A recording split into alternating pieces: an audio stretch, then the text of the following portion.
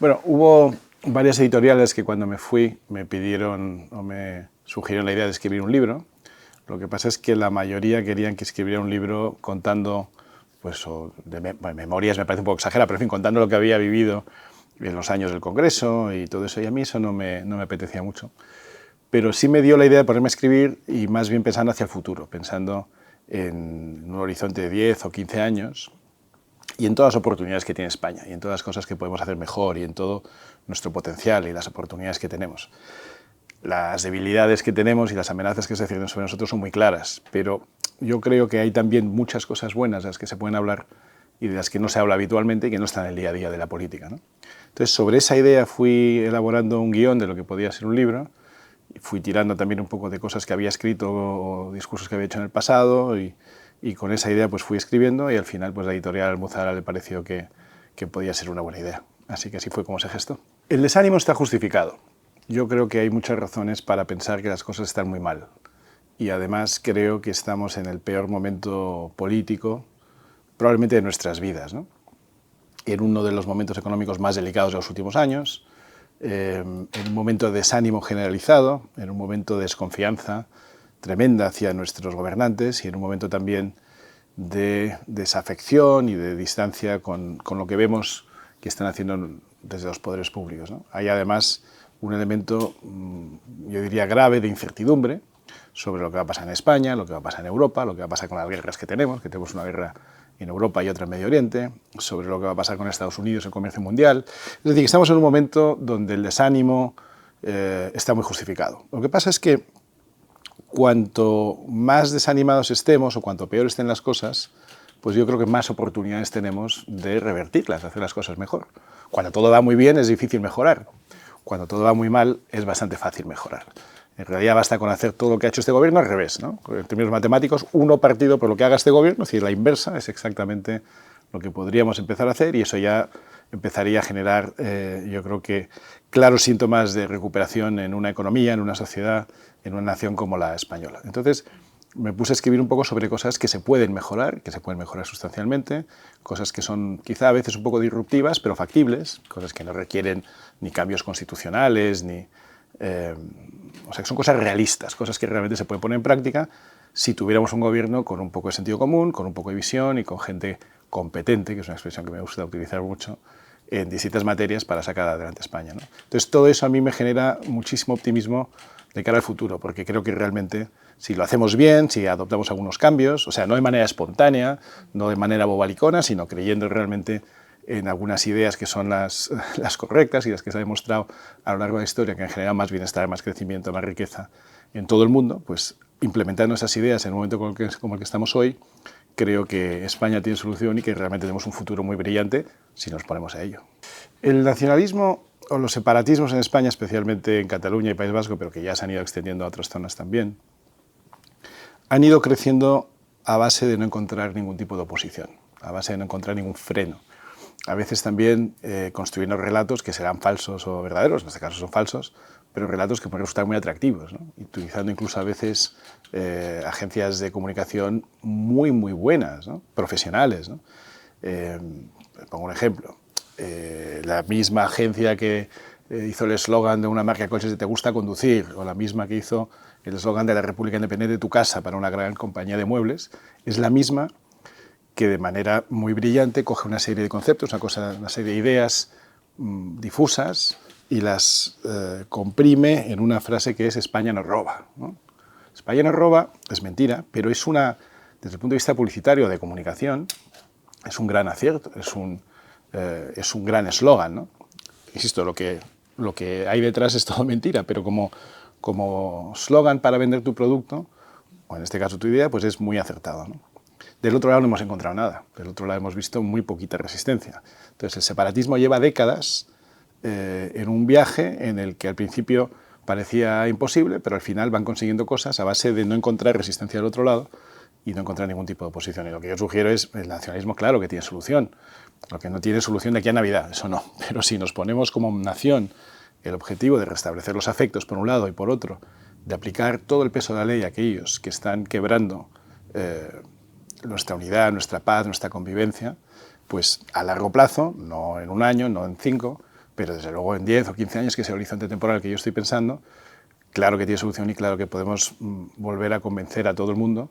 de que estamos mejor unidos, de que pertenece a una gran nación, de que los localismos, particularismos, las lenguas locales están muy bien, pero no deben ser utilizadas para separarnos, que hay muchas más cosas que nos unen que cosas que nos separan, y como digo, que unidos somos más fuertes, ¿no? Pero requiere un esfuerzo constante que además no puede bajar por el hecho de que haya un cambio de gobierno. Debería ser, digo, potencialmente, ojalá, idealmente, una política de Estado que durara muchos años. Bueno, yo estuve en política muy contento, la verdad, y estoy muy agradecido del tiempo que pasé por ahí y bueno, pues intenté hacerlo lo mejor posible. Y ahora que llevo 2 años fuera, pues también estoy muy contento. Estoy dedicado a mi actividad empresarial privada y muy satisfecho. Lo que pasa es que veo que hay cosas que no han mejorado, ¿no?, en estos 2 años. De hecho, hay muchas cosas que han empeorado desde el 2018, que es la llegada de Pedro Sánchez. Y bueno, pues el libro y algunas ideas que voy teniendo las intento ofrecer para estimular la conversación, para que podamos estar en un medio como este hablando de las medidas que habría que poner en práctica, de los cambios que necesitamos como nación y aportar algunas ideas desde fuera, desde la sociedad civil, ¿no? Y yo creo que eso es muy sano, que la sociedad civil, gente que no se dedica a la política, pero que tiene ideas, pueda expresarlas y canalizarlas a través de algún medio, ¿no? Por eso, en otoño, pues espero lanzar un centro de pensamiento, una plataforma sociedad civil para atraer a gente experta, gente competente en distintas materias, que no se quiere afiliar a un partido político, que no quiere estar en la friega diaria de las cosas que se oyen todos los días, de que si la mujer de uno, la mujer del otro, el hermano, el intento de manipular la justicia o la UCO, que todas estas cosas son necesarias, pero también necesitamos escuchar a gente experta con ideas buenas que estén pensando en el horizonte temporal, como digo, del medio plazo, para poner a España en la senda del crecimiento y la transformación. Bueno, es que ahora mismo no está en mi horizonte de volver a la política. Pero, insisto, se puede aportar mucho al debate público sin necesidad de estar en política. Los medios de comunicación sois un ejemplo, pero las plataformas de sociedad civil, pues la gente que escribe un libro, la gente que tiene redes sociales, la gente en su día a día también, en su entorno personal, puede contribuir a cambiar la conversación, a elevar un poco el nivel, a que el tono sea más productivo, más constructivo. Claro que tenemos que ser críticos con el gobierno que tenemos hoy y en general con los gobiernos que tengamos, y eso es necesario, pero también creo que es bueno empezar a pensar en cosas que se pueden hacer y que podemos hacer como nación para ponernos en una posición de enorme mejora, ¿no? Sigo siendo afiliado y naturalmente que las cosas cambian, pero esto es ley de vida, esto no tiene nada especial, ¿no? Las cosas evolucionan, la gente evoluciona también, hay gente que evoluciona mejor, hay gente que evoluciona peor, o no voy a decir mejor y peor, hay gente que me gusta más cómo evoluciona y hay gente que me gusta menos, y hay gente a la que tampoco le gusta cómo evoluciona cada uno, que esto es absolutamente natural. Pero insisto en que hay que comprender las limitaciones y las carencias que tiene uno y las que tienen los demás, pero me parece mucho más importante poner el énfasis en lo que cada uno puede aportar de cara al futuro. Y si no es en el mismo partido, o aunque sea dentro del mismo partido son corrientes distintas, o si son ideas ligeramente diferentes, pues intentar sacar lo mejor de cada uno, ponerlo en común y apuntar en esta dirección, que es la importante. Pero lo importante no es lo que piensa uno, su partido, el interés del líder de tu partido, nada. Lo importante es España, lo importante es el conjunto de la nación y cada uno que pueda contribuir, pues unos es un partido, otros es su casa, otros es un medio de comunicación, otros es la sociedad civil, pero que cada uno pueda aportar y poner su granito de arena para que el conjunto, para que la nación prospere mucho. Y por cierto, en ese camino, pues arrastrar también a la gente que no piensa como uno, digo, arrastrar en el mejor sentido, ¿no? Ayudarles también a que les vaya mejor, a que crezca, a que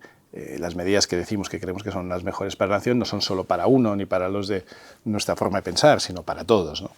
Y además es que estoy convencido de que generar prosperidad y generar crecimiento y generar empleo y generar oportunidades y generar ilusión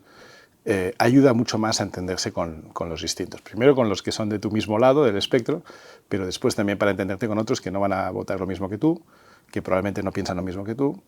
pero que en un ambiente, como digo, de crecimiento, de prosperidad, de mejora de la vida, pues las conversaciones son mucho más fáciles que en una nación donde todo se va deteriorando, donde tenemos problemas graves, donde la crispación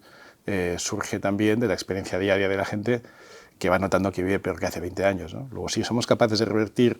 el estatus general o el estado general de la nación, estoy seguro que todas las conversaciones y todas las interacciones con gente que piense distinta con nosotros pues son más fáciles, ¿no? O lo serán si lo conseguimos. Bueno, Yo es que creo mucho en la responsabilidad individual. Está claro